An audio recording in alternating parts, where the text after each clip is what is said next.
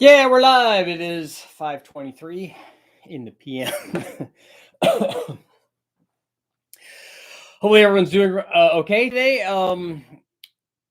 I the thumbnail that I have up, and this is what I want to talk about tonight, is SEMA is in full swing. So there's lots of things going on there. I know that a lot of guys complain about the SEMA cars because they're pretty and they don't run and all that's fine.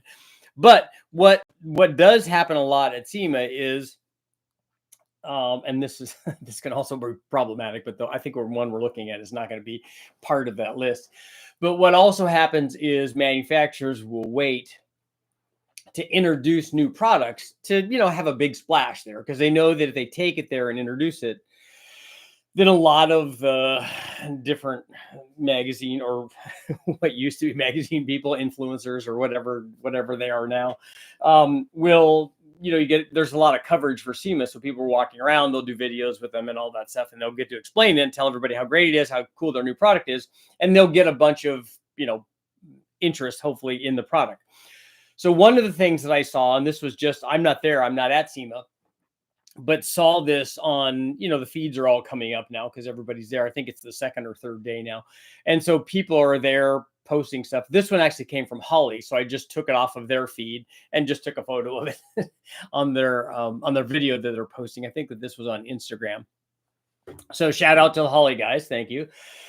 We're helping promote some of your stuff. The interesting thing is that now HOLLEY has had high ram style manifolds for a long time now. They've had them they have them for a lot of different applications. So not only do they have high ram stuff, but they have mid-rise stuff, and then low rams, and then ultra low rams, and then again for a bunch of different engine families, Coyotes and LSs and LTs, and all kinds of stuff. So wherever there obviously is a market that could benefit from that style intake manifold, which is typically, these are all kind of traditionally higher RPM deals where they make lots of power. The interesting thing about this, and there's two. One of them, well, there are actually a couple of things that I want to talk about. With this particular one, if you look at the photo very closely, you'll see that it is, I don't know what they're going to call it because I didn't look that deeply into it. But it is, I would say that it's part, kind of the high ram family, but it is distinctly different because what they've done is, first of all, this is a small block Chevy application. So it has like Siamese runners on it. So it makes it different than the symmetrical ports that we normally associate with these high rims on the LS stuff and on the Coyote. So it is a tunnel ram style manifold. And we've seen tunnel rams before for small block Chevys, been around a long time. In fact, if you take a look back not that long ago, it's been a couple of decades, but if you look at the stealth ram manifold for the small block Chevy, you'll see that they had something like this already once.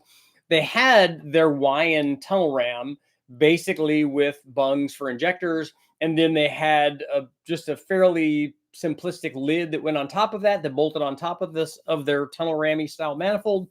And it was a rectangle box, fairly simple, with openings on the bottom and then an opening in the front so that you could mount back then, because the motors that were being used are small block Chevy based, and they were also when they were going through the TunePort L98 stuff and then the LT1 stuff, also very similar kinds of throttle bodies and front entries and stuff. And so that stealth ram that I tested a number of times, I got videos up on that, worked very well, as we kind of expect tunnel rams to do. In fact, I would argue that tunnel ram style manifold, in most of the testing that I've done, whether they're on big blocks or small blocks or whatever, they tend to be better than single plane manifolds. They make good power on the top, usually better than the single plane stuff. They make better average power than the single plane does because they have usually even runner lengths on them. And you could argue it has a straighter shot, and you can argue plenum volume. You could talk about all that stuff. But in the testing, which the dyno kind of helps me determine, well, obviously what I say about the motor, or say about what the design of that intake manifold for the motor, the tunnel ram stuff has usually worked very, very well. It's interesting that they came out with this new one that I'm hoping is better than that stealth ram was. The stealth ram was really good. It performed very well. when I did the video and the test way back on all of the tune port manifolds. And I have since used the Stealth Ram a number of times for a bunch of other videos. We ran it on the 305 when I did the comparison, the 302 versus the 305 way back for CarCraft. And then I have videos of that also. So where we upgraded both of them because they were marketplace competitors at the time, because that was the Camaro and the Mustang power plants basically. And the Stealth Ram was what I would call kind of a good intermediate performance deal, in that, you know, it wasn't an ultra short deal like the TPIS mini Ram deal. It had more runner length on it, and so produced a kind of power curve than a short one, and also a different kind of power curve than an ultra long one, which the factory tune port stuff was. So that's why I'm saying it's a in between a very short and a very long. And it worked very well. I'm curious to see how this one does. It actually looks to me like the intake runner length is longer. I can't tell about sizing. It looks like it's a little smaller, if anything, but I don't know that for sure. Also, it's interesting if you look at the design, rather than make this a high ram where it has basically a bottom section, a lower manifold that incorporates the runners and part of and kind of half of the plenum, and then it's got a sandwich cover, you know, that bolts on the top with a throttle entry on it, like the high ram and like the low ram. This one is actually more like the ultra low ram, and that this is a 3-piece manifold, so it has the lower section, but the front of it's missing. And then it has another upper section with the front of it missing. And then it has a front section that's a tapered deal to mount, you know, some kind of throttle body on it. So it's, in fact, I'm going to take a look at that again, just to make sure I'm looking at the right one.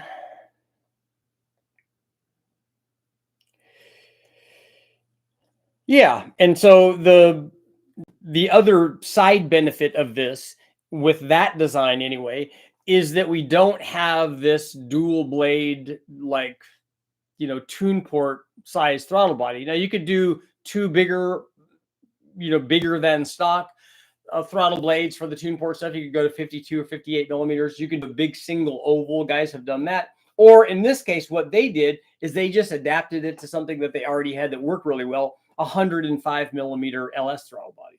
And it still has a, you know, a GM TPS sensor, and it still works with the same IAC and all that. They have billet fuel rails for it. I'm sure that on that display one, they're using the HOLLEY injectors on it. And then a couple of other things I noticed on this is that it looks like that they've got a very cool serpentine front accessory drive with a tensioner.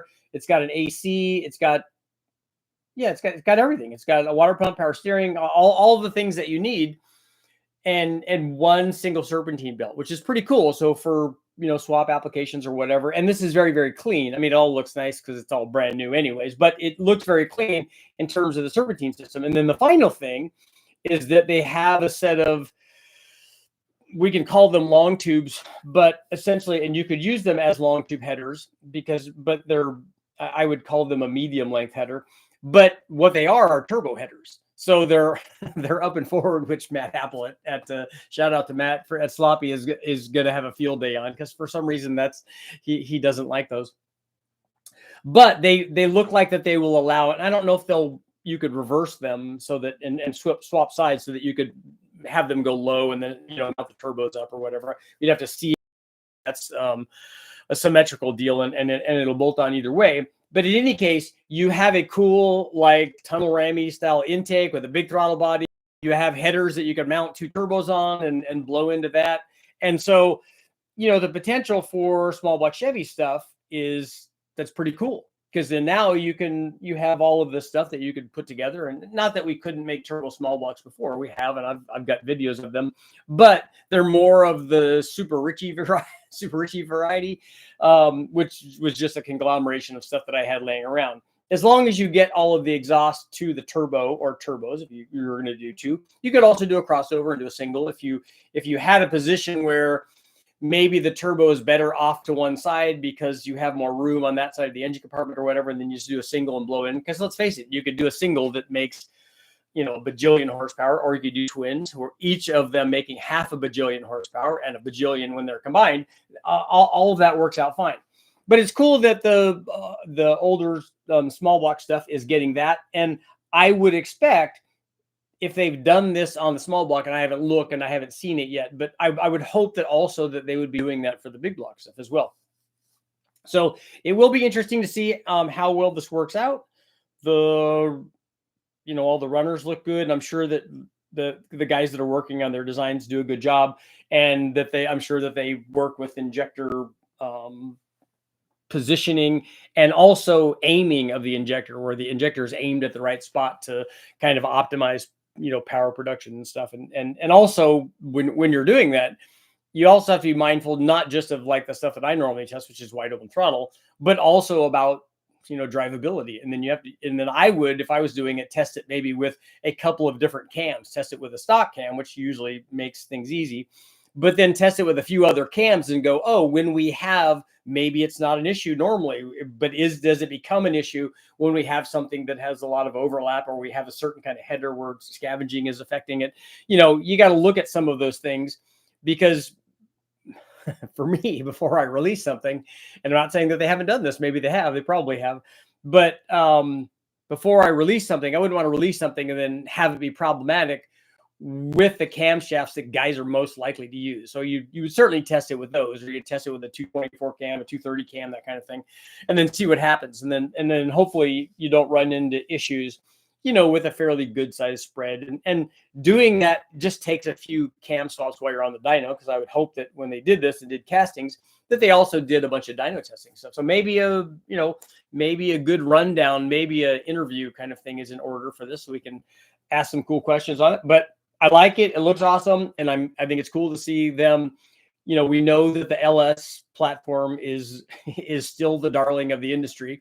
It's the big market out there. It's bigger than the small block Chevy, bigger than the big block Chevy, bigger than Coyotes and all that, in terms of how many guys are doing it and what the sales figures are for all that stuff. But it's cool that they're going back at least and doing small block. And then hopefully, like I said, if they're doing big block Chevy stuff, that's awesome too. It's nice to have more manifolds. I was looking at that longingly and thinking, I wonder if we could do a V6 out of that. That would be cool for the 4.3 liter. Because when you got a small block Chevy, you almost have a V6. I mean, it takes some cutting and welding and stuff, but it's close enough that would be an awesome little V6 manifold. So let's see what you guys got going on. Start a poll.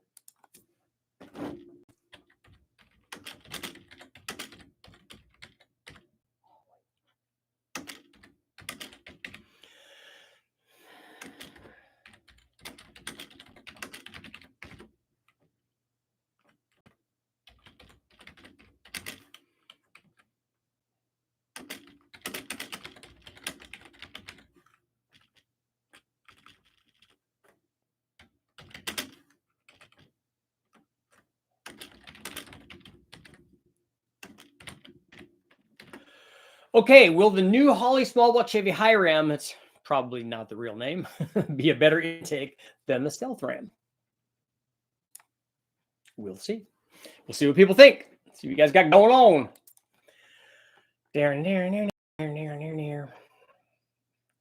Eric Rich, quick question. 5.7 liter LT1 twin turbo GT35. Would there be any point of adding a supercharger for low end power? I don't know why you think you would need that. How much power are you trying to make? If you're not trying to max out those turbos, then I would go smaller on the turbos. If you are trying to max out those turbos, that's going to be 1,000 horsepower or maybe even a little north of that, depending on which GT35s you pick. I don't think you're going to be worried about. I think you're going to have an overabundance of power. I just got back where I had reasonable service. Sorry for the loss of Milo. Yeah, it's still we actually I know his squeaks what we missed. I know we have phantom Milo barks all the time. In fact, we just took the dogs up today to Milo's favorite spot up in the hills and the trails where we go walk, and it was tough. No matter what, it's still and even today, well, every day. When I was making food, I was having chicken or something, and I was, give the puppies a little bit of that, and then I'm still looking around to give Milo some. So yeah, it's a hard deal.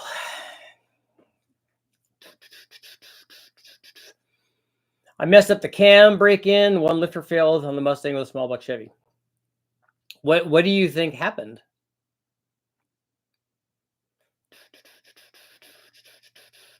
Sorry to hear that.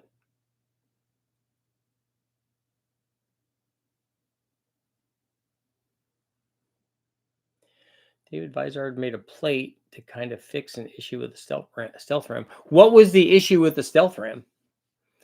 This new small block Chevy higher on the version on tick performance. Looks like it had a better plenum design. Sloppy Central. I do love some turbo stuff. I agree.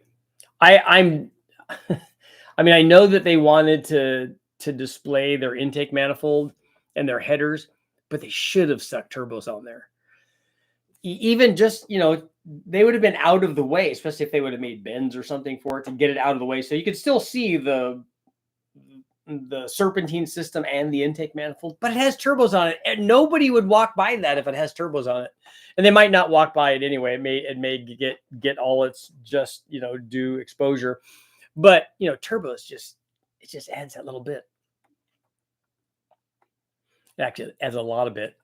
Got a quick question. First time on the channel. Welcome, Kate. I have a Porsche 928S. Very awesome. A 5-liter in it. I want to run a turbo. What do I do with the fuel system? Do I need a different ECU? Yes, if you're going to add boost to it, you're going to need a few things. You can get more fuel to it for low boost by just adding what's called like an FMU. It's all it does is stop the return line. I think that 928S has a return fuel system. I think it's been a long time since I've seen one. But what it does is jack the fuel pressure up and you get extra fuel under boost. The thing that it doesn't do is it doesn't control timing. So you need to take timing away under boost. To be able to do that, the best way to do that would be to have some sort of, either you could program the factory one, which I don't know if that's possible with that ECU, if people have programming for that, or some sort of aftermarket one, a Haltech or a Mega Squirt, an MS3, a HOLLEY, whatever. That way you could run boost on it. My wastegate wasn't sealing 100%. Adjust it to seat better. How would you know the boost came on good 500 RPM earlier? If your wastegate is leaking, it will definitely affect it. I did some testing with that we welded a few of the O2 sensor bungs on there and just put the plugs in them, and then took plugs out selectively, and it has a big effect on turbo spool. HOLLEY 300-950 is a high ram on tick performance. Are you saying that they're selling that? It shouldn't need to be said, but please, everybody, know politics. We've all had enough of this, and this is not the place. Yeah, you're just going to get kicked out if that happens. It's everything's all over, and I'm happy for people if they're happy, or unhappy for people if they're unhappy, whatever their deal is. But this is like car guy stuff. Need both small block Chevy and big block Chevy. I agree. I think a manifold like that. And there has been some. Arizona Speed Marine had one, and I think GM Performance had their kind of version of that. But, the more the merrier. I have a 383 small block, currently running a set of Edelbrock 210 flat tappet cylinder heads. Oh, so they have flat tappet springs on them, and I'm not happy with them. What other cylinder heads would you recommend for a street strip build? I would look at, although that head should be a lot better than a stock head. So I'm wondering, is it a tune problem? Is it something else? Because before I change those heads, like I said, that 210 head from Edelbrock is going to be way better than any sort of factory head. So that being said, I would recommend an airflow research head. But again, if you put us in an airflow research enforcer heads for a small block Chevy, I don't know how much better they would be than those cylinder heads. I don't know how much power you're trying to make, but if it's just a street strip build, the AFRs or trick flow stuff is kind of hard to go wrong with. I've had really good luck with the later Edelbrock stuff. It seemed to be, and Brule and I used to have this conversation a lot when he was there, is that they seem to really step up their game. Now, this was a while back, so I don't know if their game has fallen off now. But before, we always thought of Edelbrock heads kind of as a middle of the road deal. And that's kind of where they would perform in the tests back when we were doing lots of magazine tests for these different cylinder head shootouts. That's where they would be. You get some guys that were up near the top. They would be middle of the road. There'd be lots of guys that were down lower than that. But that would be my recommendation. Check and make sure that there's not some other problem. Is it a timing problem? Is it a carburetor problem? Is it, if it's an EFI, is an EFI problem? Is it a converter problem? Just check it. Does you have a broken spring? Whatever the deal is, make sure that that's not the issue and that you're not trying to replace the head. And then you do that and go, well, it's doing the same thing. So Richard gave you some bad information. That's the thing that I'm concerned about, really. Do you have any recommendations for modifying the GM 3.6 liter V6 port injected for more torque for towing? I don't, other than because I don't know anything about that motor. I've never done any testing on it. I don't even know what years those are or anything because I haven't done anything on those. But the thing that you can do always is boost. Long tube headers can help. But other than that, because you're not going to have a different intake manifold, I don't think, for those. I don't know, maybe some from changing the factory tune to a spicier tune, but I don't know that you're going to want that for towing. Tim, what's going on?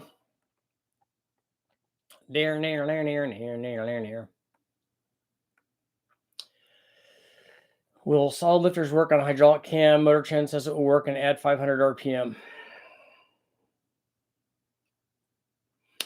Motor Trend probably didn't say that. Somebody did that test, and on the thing that they tested, it may have done that. Brule was always a big fan of running, and I remember Freiberger combining the hydraulic roller and the solid roller stuff. I haven't seen a shortage of RPM from a hydraulic roller setup ever. On big block stuff, I remember them doing tests, and maybe on a big block I would be more prone to doing that, but not on an LS and probably not on a small block, unless you're trying to do. Are you trying to do 7,500 or 8,000 RPM? Looks like we got a high ram for Ford. Yeah, they've had the high ram out for small block Ford stuff, but do they have one for big block Ford stuff too? They've had 302 and 351 high rams for quite a while. I don't know. I'll wait for you to give me the best information. Scott, what was your question? I'm scrolling. I couldn't see anything above, any questions that you had above that. So I don't know what the comment is. The issue David found with the stealth ram was entry radius on the forward runners. He made a video and talked about it on his old channel. Okay. Yeah, I should call him and ask him about that. I think the camera lifter might have been junk anyway. It was a box of old stuff I got from the engine RV cam. Yeah, in the RPM range that it sounds like you're running on that 350, that's like hydraulic flat tapped stuff. That should not have any sort of problem at all. What's my favorite 350 tune port intake manifold? Whichever one produces the power curve that you want, because I have videos up on all the TPI stuff. So just pick the kind of curve that you want. So for some guys, they want, all they care about is this thing needs to feel like a big block. It needs to have all this torque. So one of the long runner versions, a TPIS one, the stock one that's been modified, extrude hone, ported, whatever, with bigger tubes on it and, ported entries and that kind of stuff. If you want something where you're going to sacrifice some low speed power and make more power up top, that stealth ram, the Excel deal. And then if you want to go beyond that, you can go to a carbureted manifold or the higher RPM mini ram stuff. Intake manifold reminds me of the 502 Ramjet. Maybe that's the one I was thinking of because they used to sell it as a crate motor, right? The wastegate sounded like a small exhaust leak at one of the V bands. Took a while to figure out where the small puffing was coming from. Yeah, that will make a difference. Tick Performance is selling a small block Chevy Holly high ram. Okay, so they're offering a Holly part. So a Tick Performance is just a reseller. My friend in Texas claims his 928S CPU is very programmable computer, but very expensive to work with and hard to get parts. He said the fuel pump relays are $900. I don't. That seems like a lot. The thing is, the 928 is a transaxle car, right? Isn't the transmission in the back? Because a 928 with an aluminum LS swap in it would just be awesome. Because a 928S was a sub 300 horsepower motor. And until you got into the S4 stuff where they started making a bit more, but any sort of LS is going to be like a big step up in performance. Didn't get the question in on the last live. Turbo Silverado, 4,000 pounds, 850 wheel horsepower. I don't know what Michigan in the quarter mile. I don't know what that is. Third run saw 160 degree inlet air temps, air to air intercooler, 75 degrees ambient. I don't know what you mean by thoughts. Are you familiar with comp cams? What's a decent horsepower to get from it on a small block Chevy? I don't know. You have to tell me what the duration at 50 is. I can look it up, I guess. I have a comp cams catalog, but if you look it up and tell me what the lift and duration at 50, not the advertised duration, the duration at 50 and the LSA are, I can kind of give you an idea, but you also have to tell me on a small block Chevy what heads you have on it and what intake manifold you have on it. Ramjet 502, similar on the Mirror Cruiser. Yeah. I was trying for 5,500 for an Extreme Energy 267. I have a set of solid flats. I was wondering if it would work. You can try it. The ramp rates are definitely going to be different, but there's no need for a 5,500 RPM. A hydraulic flat tap, it will go to 6,500 RPM without any problem at all, as long as the spring package is right on it.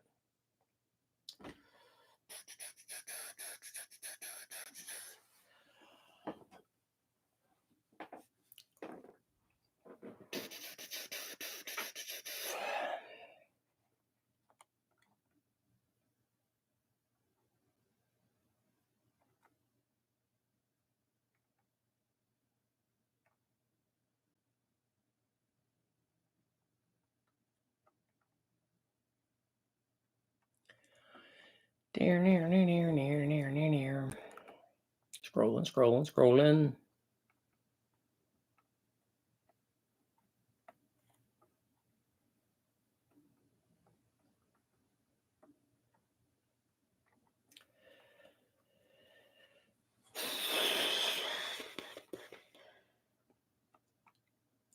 FSR, you need to tell me what the boost level is.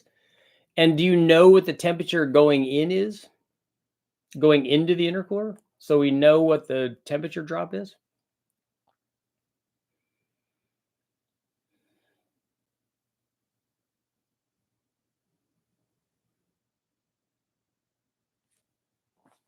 Thanks for the advice on the 3.63 GMV6. I knew they'd be a long shot.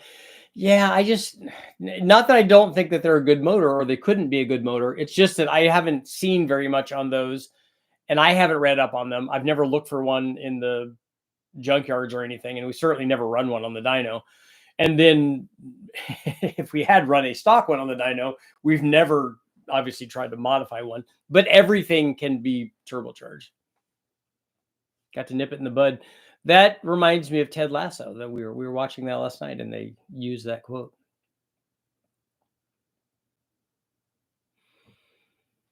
Found the PDF profile on small block Chevy Holly high rams.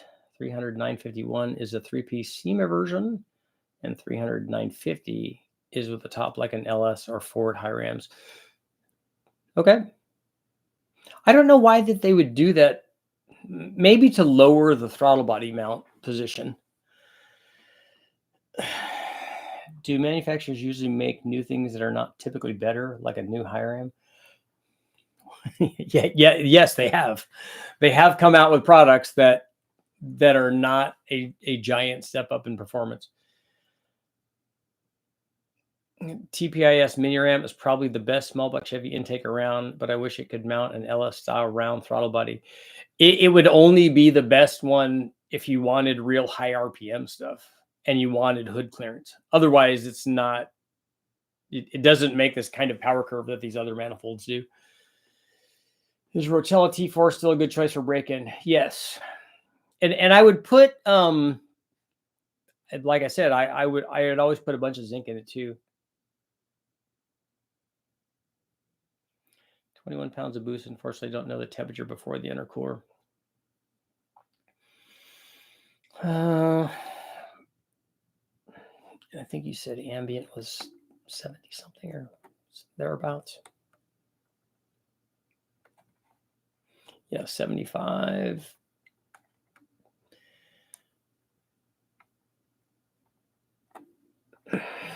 $75 and $210. So you let's say that you're at 300, and so you're taking half of it out. I would think that your intercooler could do better than that. Is it doing that on one run, or did you say that it was doing it on the third or fourth run where it was heat soaked? And also, do you have a cold air intake for the turbo? Is the turbo grabbing ambient air? Hannah Waddingham. Makes me feel like when I used to climb the rope at gym. Yes, she is amazing.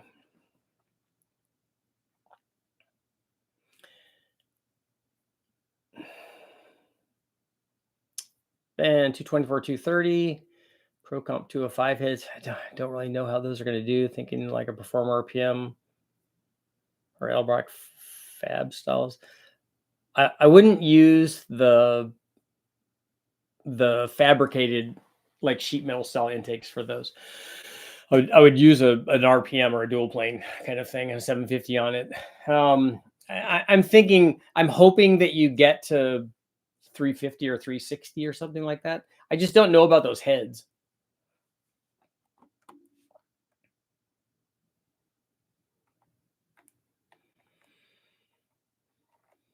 I've had some less than ideal dyno tests with some of their stuff, and it's not worked out that well. Scott, you got your S10 running good. I'm glad to hear.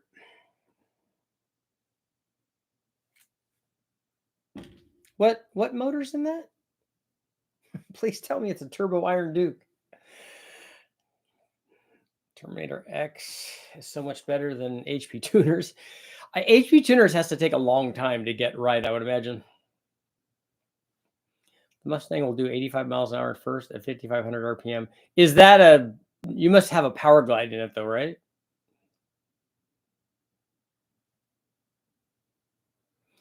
With cam overlap of 31 on a small block for it. What cam has 31 degrees of overlap on it? How do you keep the turbo quiet? You run the turbo through the exhaust. What's the worst intake I've ever tested? For what engine family? A stock 2-barrel is usually the one that makes the least amount of power on a carbureted deal. So my third run, turbo just has a filter on the inlet, no cold air. Well, you're drawing, you might be drawing 100 or 200 degree air going in there. So that's why your temperature coming out of the intercooler is so hot. Does your intercooler have good ducting, and can you get cold air to your turbo? If you get cold air to your turbo, my guess is you're going to bring the temperature down a lot. Oh, turbo sensor at 229 gear. Okay, that'll help.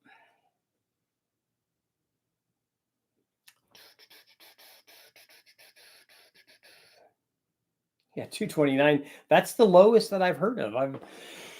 I thought I was somebody when I had 241s, but man, 229s, that's winning for the Bonneville gearing.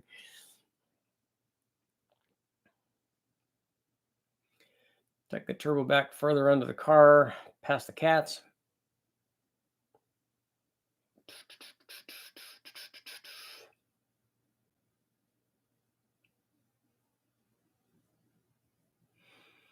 I don't know where your turbos are mounted. I'm thinking that the turbos are normally mounted in the engine compartment. Put 250s on a 9-inch. Yeah, that's tall. Monza had 229s. I think the diesel G bodies had a 214. Wow. Well, but on diesel, you'd want to do that. Ran 165 at the Texas Mile. Is that in your S10, Scott? Silly question. What would happen if you used two different heads on an engine, like a 317 on one and 862 on the other? It'd make the average of what two 862s versus two 317s made. It would probably make the average in between both of those. If you run 862 heads versus 317 heads, like on a 5.3, it's going to be 25 horsepower or something. And so if you just put one of them on there, it should lower it by, let's say, half that much. Do longer runners improve fuel atomization? I don't know. I don't know if that actually happens.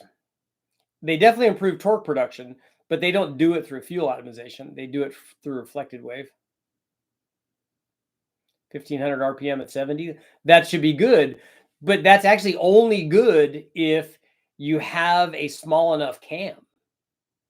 Because if your cam is too big, it's going to be unhappy at 1500 RPM. We found that out on my Mustang when we had it had ported heads on it and a blower and a 224 cam in it. But when we put the 241 heads in it, driving at 70 miles an hour on the freeway with the 241s in fifth gear on that T5 Trans, it was not happy. It would buck and stutter and was generally unhappy. And that wasn't a real big cam. It was a 224 cam. But it would drive fine with more RPM in fourth gear. With a stock cam, I'm sure it would have been fine. My next step was to run some ducts to the turbo from the bumper, maybe a cowl hood. Yeah, I would just try to get, it's worthwhile doing it. And especially after things heat up and you're sitting at the line, you're ingesting hot air. Because is the turbo getting like underhood air from the radiator? Like, is it getting fan wash? I had a 212 Boss Mustang, made it light and put a 9-inch in it. Okay. My 86 Oldsmobile had 307s. That's my Camaro was like that. My Mustang had 308s in it, which was an optional gear for the LX in 88. And my split bumper Camaro had 307s in it with a turbo 350.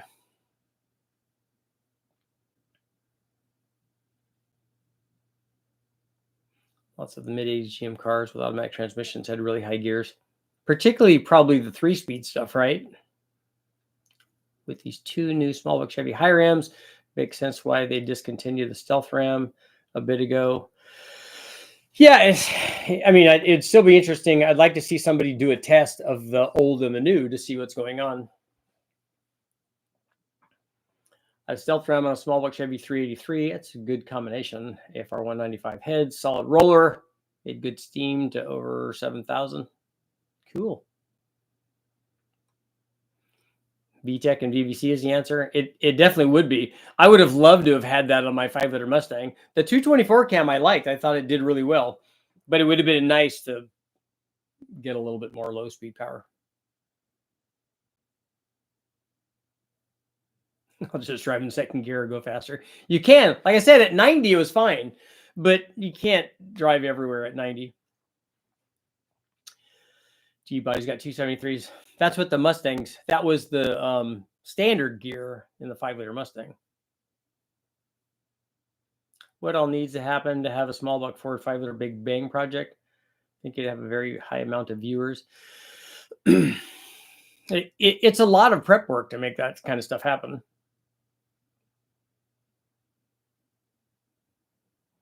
But I do have good heads for it, though.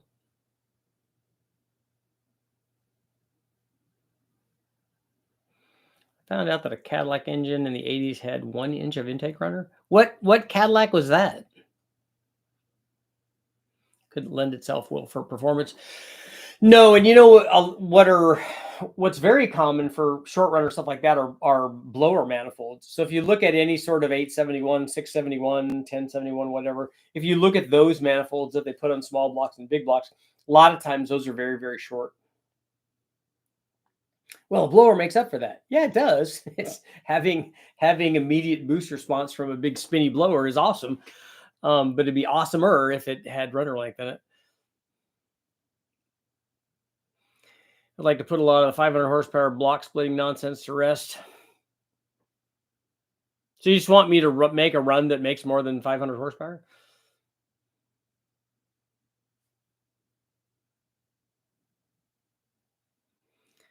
Must have been EFI Cadillac 350 Olds engines with the analog Bosch computer.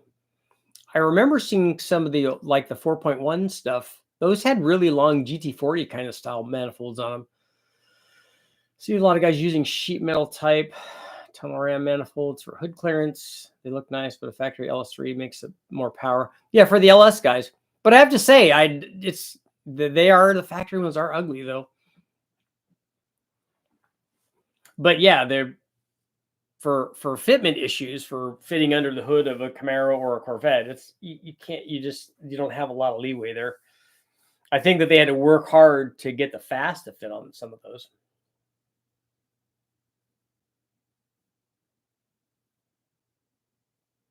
How did GM make a 13.5 to 1 engine and sell it to the public? Which engine was 13.5 to 1? 4.1 Alante had the long runner intakes manifolds. Yeah, my dad had one of those. Don't you think, Dan? Don't you think it looked like it was a GT40 style manifold? You've already shown that they don't split at 500. A lot of us, I'm sure, would like to see where they actually are good to under the right conditions. I agree. That'd be really popular. And so would a Big Bang 462 valve. I assume you've tested the Marine Vortex intake. Nope. I haven't don't they make it for don't they make a small block version of that and a V6 version of that? I haven't tested either one of those. I haven't tested the factory manifolds on either one of those on the Vortex motors. I blame myself.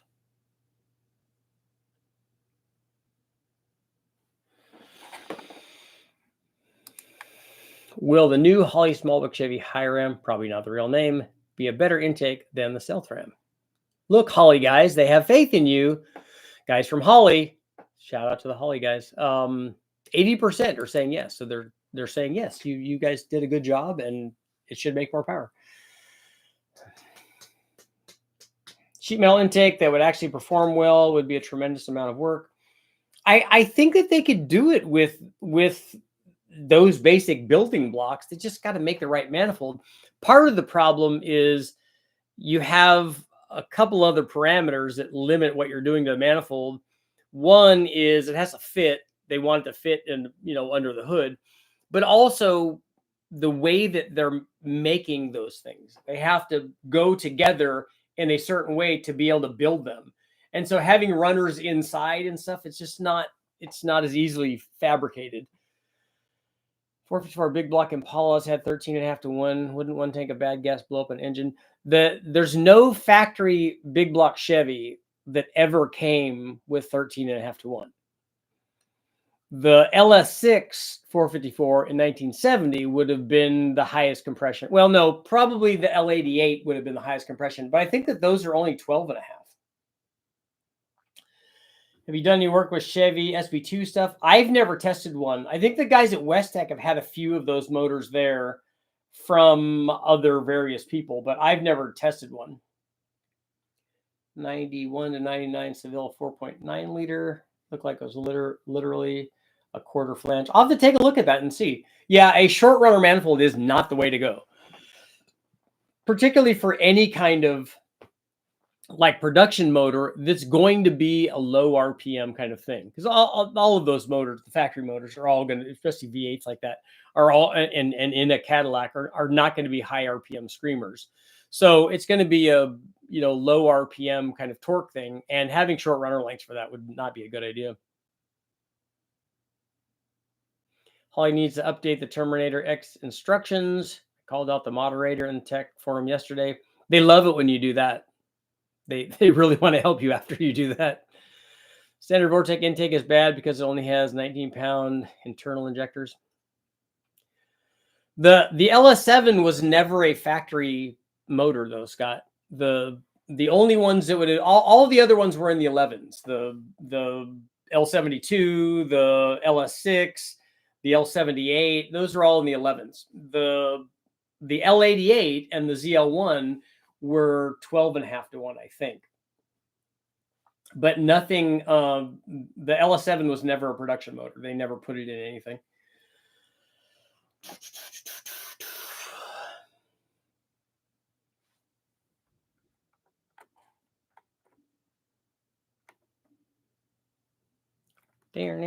Red, white, and gray wire go to the brake pedal. Red, white keeps the throttle body under control, and the gray wire disconnects the lockup on the torque converter. Looking to start an LSA build. I currently have an LS2 engine. Is it worth it to build an LS2 or get an LQ9 and build that?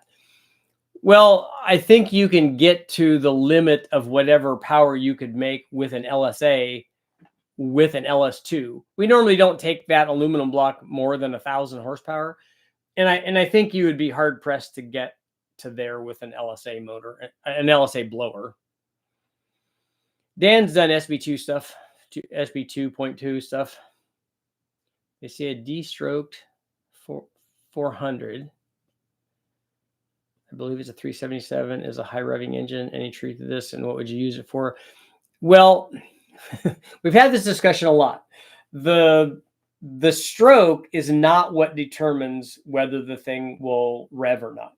You can rev a small block 400 or a small block 350 very high. The first issue that you come up to is not the stroke length. The first issue that you come up to is always valve train. And once you get the right valve train, you can run those motors very, very high RPM. And you talk to Dan, ask him some of the strokes that they ran in. I mean, it used to be cup motors were 358 inches. So if you put a 350 crank in a 400 and you can rev it really high, that would mean if the crank is the determining factor, you could also rev a 350 really high. But what about a 327? It has an even shorter stroke. Or a 302, it has an even shorter stroke. So the short stroke thing is not what determines RPM. Valve train stuff does that first. And then after you get really, really high, then we could start talking about stuff being problematic with stroke length and rod length. Single plate intake with a HOLLEY 4150 1000 CFM throttle body on an L33. Is it too much? No. I'm assuming that this is a cammed one with ported heads or something. L7s never made it to the street. Yeah, they just didn't put it. I mean, Chevy sold them as crate motors, but they were never up on the production line.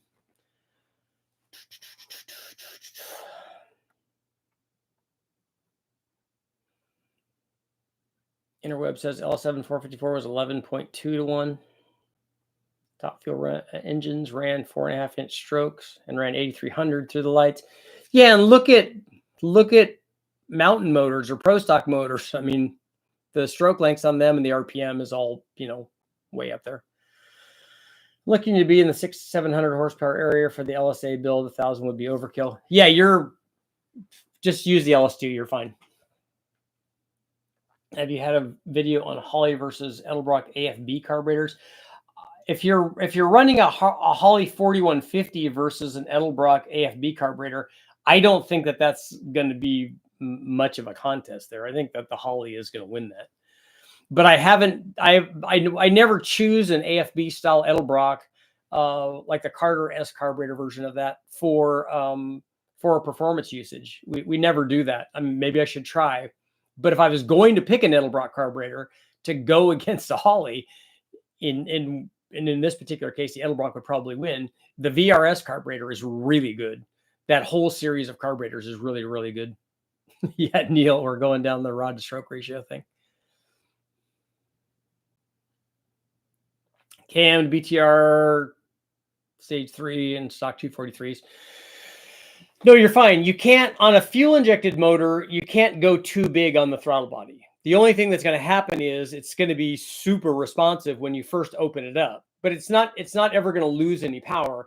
What's going to lose power, like down low, that people worry about is your intake design. If you're running a single plane intake manifold, you're going to lose power down low because you have a single plane intake manifold, but the throttle body size isn't going to affect that at all.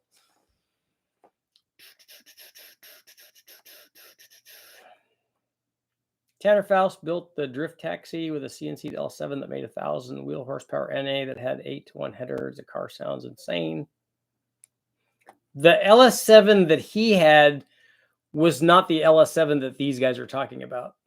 He didn't have a 1970 427 or 454 LS7.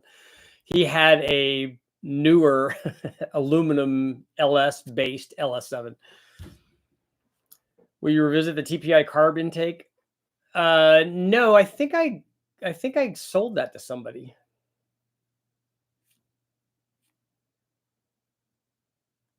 You could run 11-to-1 compression in Australia in 74 with no problems.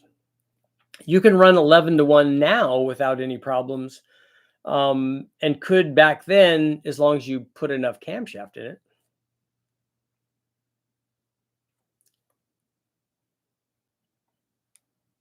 Old school LS7 versus the new school LS7. I don't think an older LS7 would. In fact, I've been in contact with the guys that Brule sent some information over to the Super Chevy guys, I think, about an LS7 crate motor that he ran. So I'm in touch with that guy, and so I might be doing a video with him. Eric, we'll see you later. And his is an older, and he's got tunnel rams on it, so it's kind of cool. So I'm trying to put together a video with him and when they ran that motor and stuff.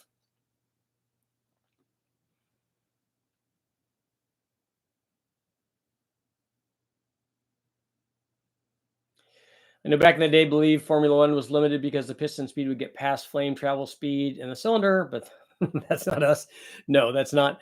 And I remember for a long time, if you look at my auto math book, and you talk to guys that have been doing this for a long time, they were under the impression that I think it's the piston speed was 400 feet per second or something was their bogey number. You don't want to go over because then the piston would disintegrate or whatever. And then they do that, and then it's 4,500, and then it's 5,000.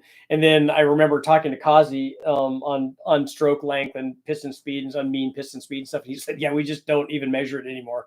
He said, "We just don't care because that part of it isn't the problem.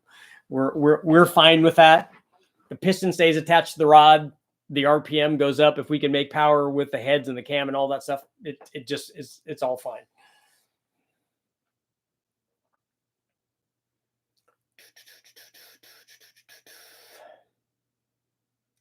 .351 4V Cleveland GT motor had 11-to-1.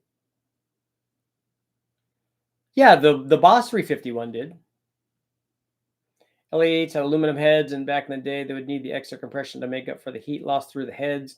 Newer aluminum heads were thicker and held the heat better.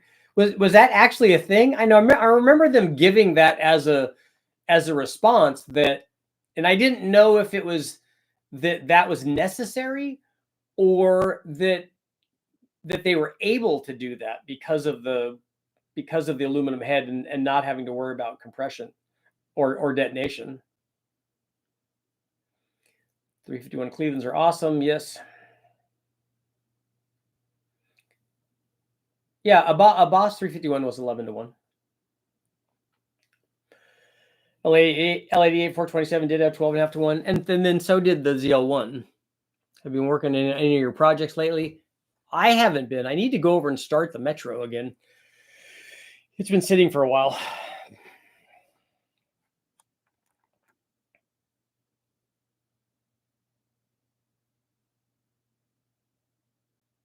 I need to get back down to West Tech. I need to do some testing.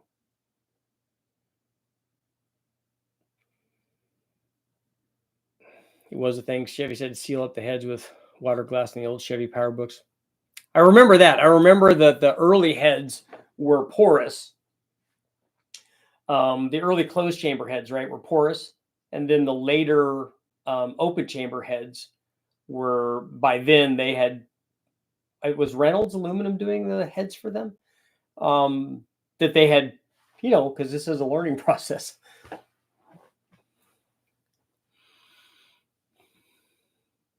As long as you don't make pistons out of cheese or lead, RPM shouldn't be your first concern. It's not ever. You think piston diameter could be more effective than stroke, piston area versus stroke leverage? Well, I don't look at those two things. What I look at is displacement. So it's easier, whether you get displacement from a bigger bore or a longer stroke, when you add cubic inches, there's more air draw. So you're processing more air simply because of the displacement. Then you set that aside. That's the big thing. Then you could talk about how did we achieve that? And when you're doing that, look at the, I want you to look at the mathematical calculation of calculating the effect of bore on displacement versus the effect of stroke on displacement, and see which one of those relative to the change has a bigger effect on the displacement. Weather's starting to get nasty.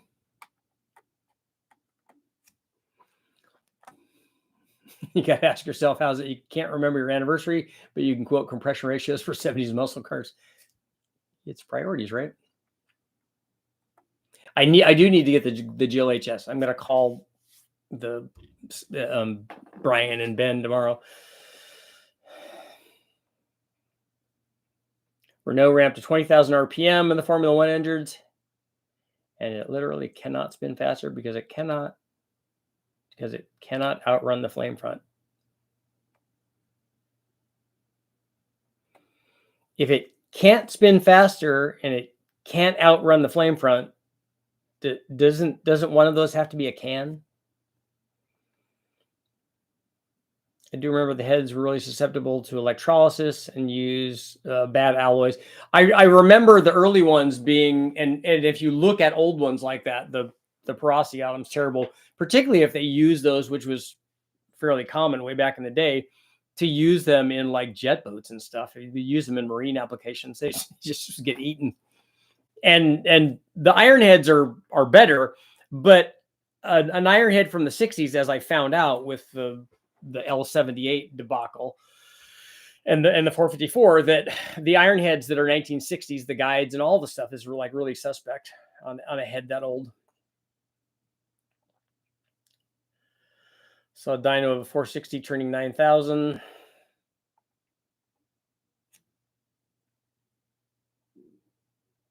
Do we have to clearance a 6-0 block for 408 stroker kit? You'll know when you put the stuff in there and mock it up.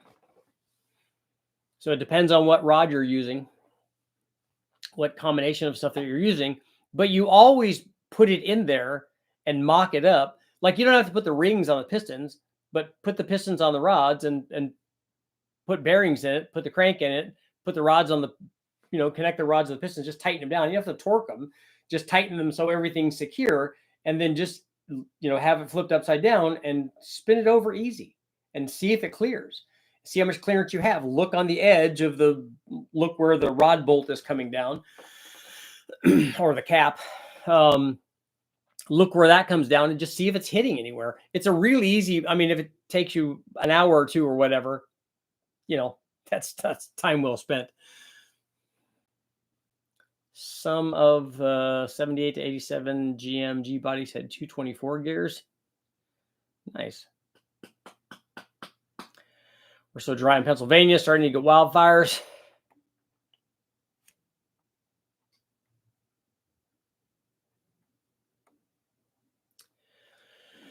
Richard, carb turbo 305 or carb turbo LS. I'm trying to make something as mechanically simple as possible for an 87 Firebird while making decent horsepower. Well, 400 would be an NA LS. You don't even need a turbo on it. So that would be easier to do than, unless the 305 is already in it and you can run a turbo on there. Because I remember he's torquing connecting rod bolts to 135 foot-pounds on his huge cubic inch RPM motors. Yeah, if you've got a thick enough rod cap, and you got to thread bolts on there. Fly out and drive it home. Kazi is expensive.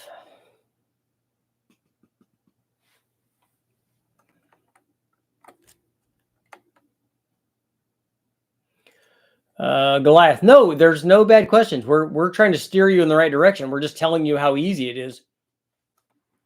And we're trying to steer you in the less costly way. 400 horsepower is a realistic horsepower goal.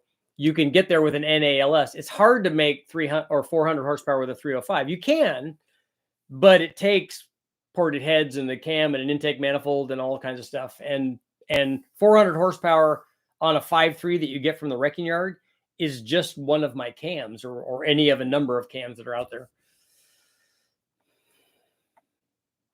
I heard that's why they used to run positive grounds on old cars to inhibit electrolysis.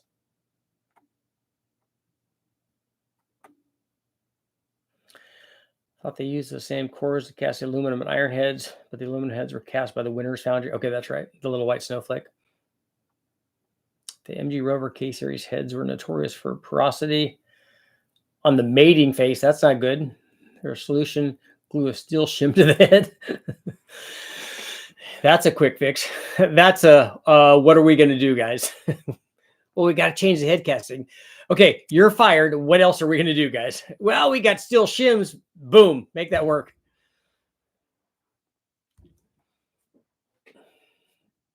How much clearance should it have? Enough so that it doesn't hit when it's moving around and it grows. When I clearance something, depending on how much room there is with the thing that I'm clearancing, I put enough in it. You know, if you could put 30 or 40 or 50 thousandths in it, that would be fine. It's probably okay with 15 or 20, but I would put a lot in it because you're there.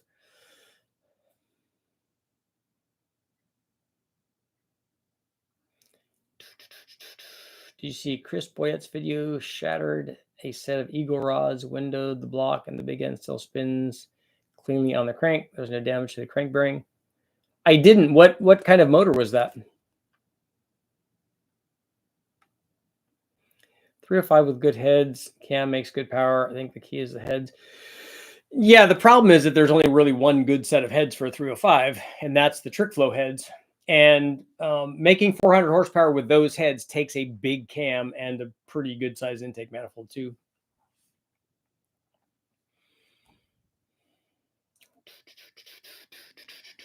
We're going to close out our poll at 81% saying, yes, we think it's better. Yay, Holly. There. Yeah, Pat, I'm not even going to say that. But I do like the Power Nation stuff. In fact, I should have went to SEMA so that I could talk to some of those guys.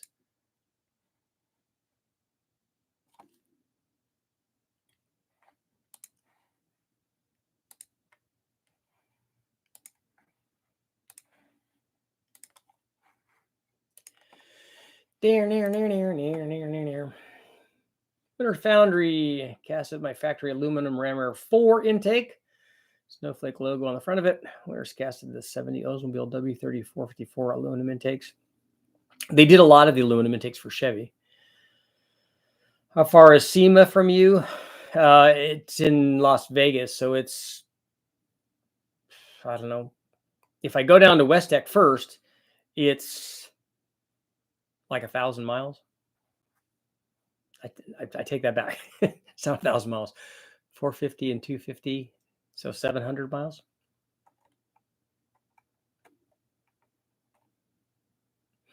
But if I take a more direct route, I can get rid of some of that. But it's still a long route. Last year I surprised a couple of my buddies. I was driving down to West Tech to do dyno testing, and they were out there and said, yeah, we're out there. We're meeting up. We're gonna have drinks. I'm like, okay. I got to 58, I think. It goes over to Barstow. Drove out there, surprised them. They were at a bar. Said, hey, I'm here. What's going on? I'm like, oh, dude, that's awesome. You know, sometimes you got to do that because I'll remember that always, and will not. And I couldn't tell you whatever thing I was testing at West Tech that last year because it's, you know, you test a lot of stuff.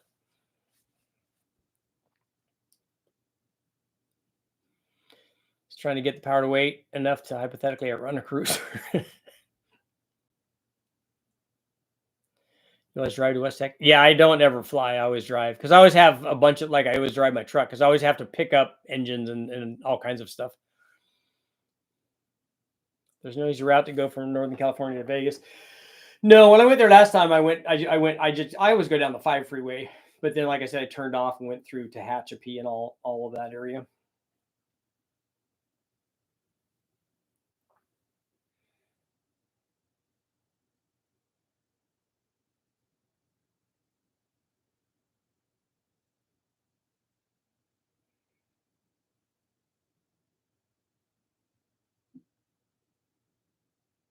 California's fun. You have like 2 options to go north, south, and like no cross routes. Well, I could go over 80 from here and go down through Nevada, like go down through Tonopah, go 395 and go down to, I think we would end up in like Victorville or somewhere. There are a couple of other ways to go, but none of them are going to be short.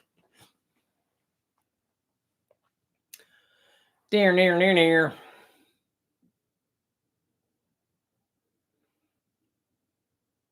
Great scene if you're in Loathing. Yeah, there's always the good stuff as you're rolling in. It's cool to be coming down the hill into like Henderson and stuff, and you could see all of the strip and stuff.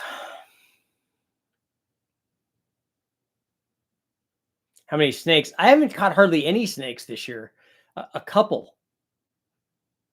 In fact, I was looking for snakes today. So I told Lisa, I said, it's about, I don't know, 65 or 70 degrees or whatever today. And we were walking around. So there's not very many people around.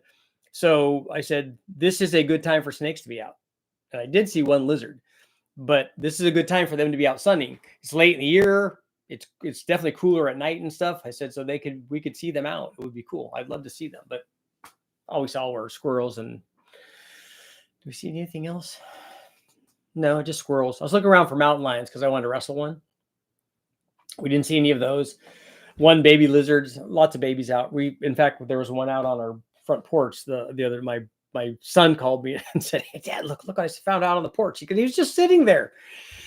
He said he didn't. It was like he was asleep. He said I walked over and touched him, and then he took off. Caught more in Ohio than California. I caught a couple of them this year. I caught a couple of pretty good sized gopher snakes when my son was practicing. Was that this year? It might have even been last year. I know I did take a trip to Pinole and went up in the hill and caught rattlesnakes up there. Seen all kinds of cougars at the mall. Is that why you leave your 5.3 LS pickup stock? I have to have something that, and I say I have to have something that's like reliable and not performance oriented, just to go and get places I need to get to and make sure I get there. But it has 355,000 miles on it, so it's not like I should expect it to be, 100% perfect. Maybe this next year I'll get another truck or something. You know how we do it. I got to sell more. Got to sell more cams. Any idea how long roller rockers and lifters can last on a daily? Well, roller lifters can last a long time. I have 350,000 miles on mine, my stock ones. Roller rockers, I don't know about longevity of that.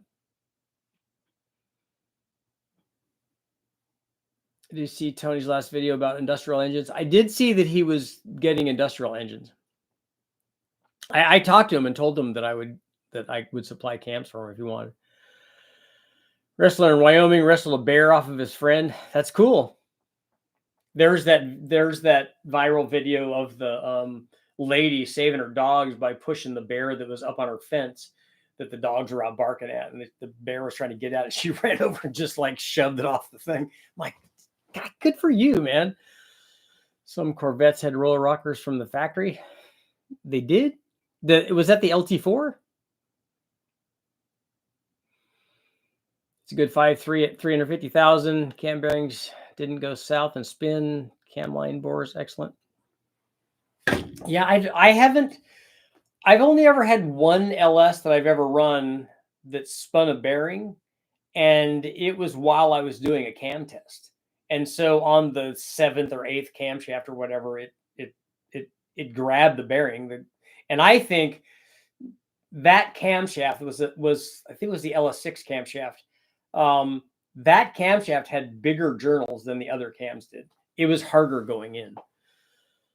I think the bear was weirded out and fled. Yeah, and that happens because a lot of times if you're, you don't know if that's going to happen when you do it. But, if you just go crazy and do that, sometimes the bears are like, oh, this is like a crazy person. I don't want to have anything to do with this. And you also don't know what the temperament of the bear is. Like some people have different personalities about that sort of thing, and animals do too. Some of them, dogs, all the animals will react differently when you do that. Some of them, go and run and hide. Some of them get super aggressive and want to go, okay, let's throw. I'm ready to go, man. Neil, in Wales, you guys have dragons. Can you ride on them? Because that's be cool. That's the whole reason that I watched Game of Thrones. When I decided I was going to watch it, I watched all the episodes of all the seasons. Stayed up all through the nights, lots of nights in a row. And but I watched it because they were riding dragons.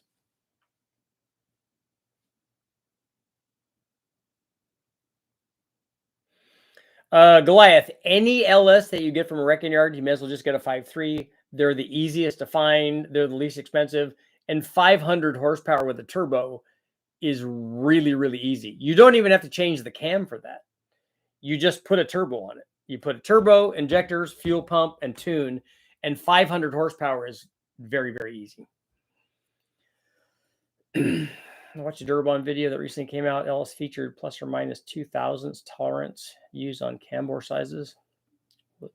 Was bad on many small block Pontiac Mopars. Yeah, I have never run across it. I've gone through lots of LS stuff. It won't hit. LS won't need a turbo, just a cam. Not for 500. He's not going to make 500 horsepower with just a cam. You can make 400. But now the number seems to be 500.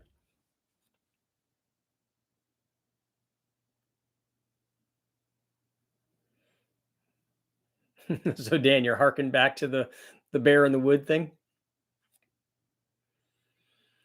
A cam 6-liter with a big cam can make 500 horsepower. Takes a pretty good sized cam to do that.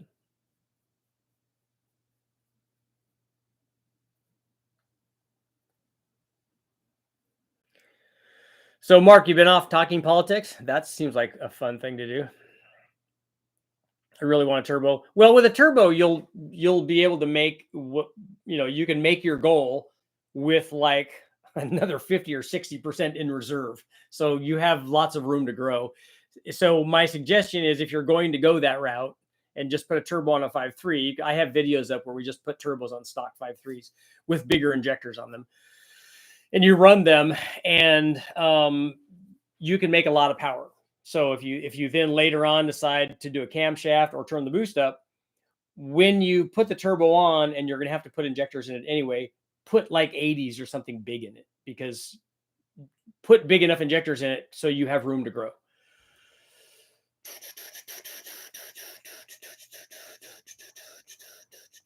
You can't really verify, Richard, unless you go with a long reach dial bore gauge.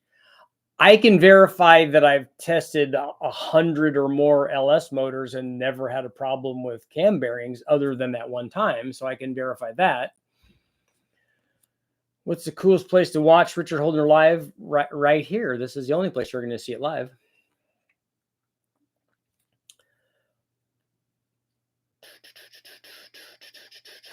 Overkill your fuel system. Yeah, that's what we're talking about. Make the fuel system bigger so that you can have room to grow. I got in trouble yesterday for watching while I was hunting. What were you hunting? You just want the turbo noises? 500 turns to 600. I don't have to worry about EMP.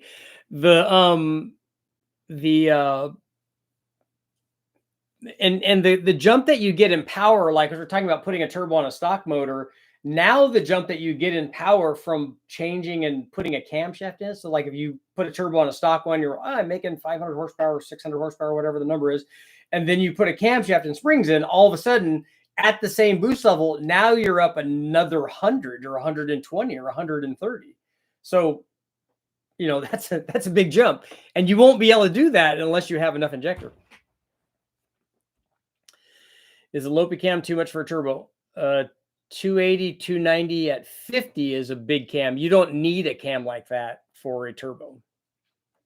I have a 66 El Camino with a 327. What do I need to do to turbo it? Nothing. It would be nice to have ring gap and whoever we're talking to about the LS motor putting a turbo on it. Ring gap's a good idea. You need ring gap. And then you're going to need a way, I don't know if it's carbureted or whatever it is, but it's just a small block Chevy, but you need to have a blow through style carburetor or enclose it in a box. And then also the tune is important. And then you need to have a way to retard the timing. Who's the NASCAR guy that put 2-inch fuel lines to gain capacity? They did that actually.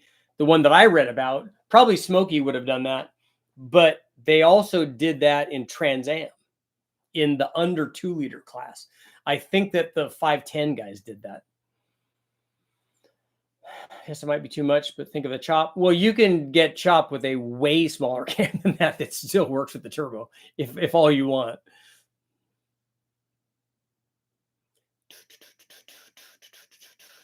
Black-eyed SRT. So is it an SRT Hemi? Is that what it is? Because those are cool. Hunting mule deer. Where are you at? We were laying prone waiting for the big buck to come by. My notifications came on. Did it scare all the bucks away? They're like, oh, dude, that guy's watching that Richard guy again, talking about rod ratio and dimpled pistons. We're not going to come anywhere near that guy. I want a turbo 2, but at 475 rear wheel horsepower, NA out of a stock short block 5.7 LS6. I don't know how long it will survive on boost. Let's start at 8 PSI.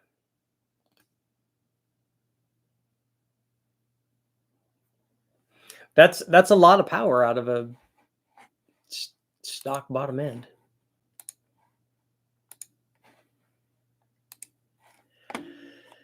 Let's see here. Looking back at some, I thought I missed a couple of the questions.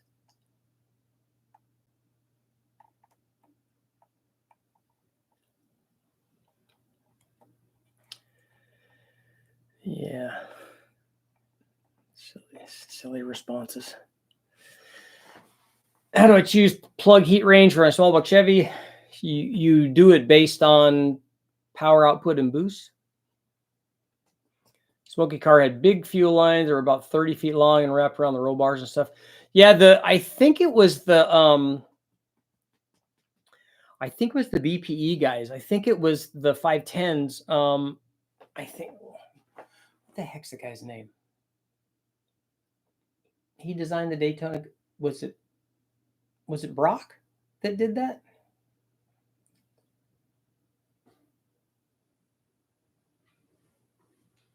That did the 510s?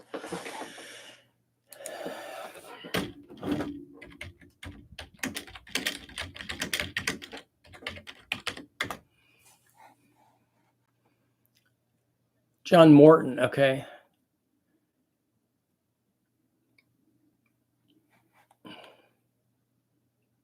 The BRE ones. That's what I was thinking. Why was I thinking BPE, Blueprint Engines?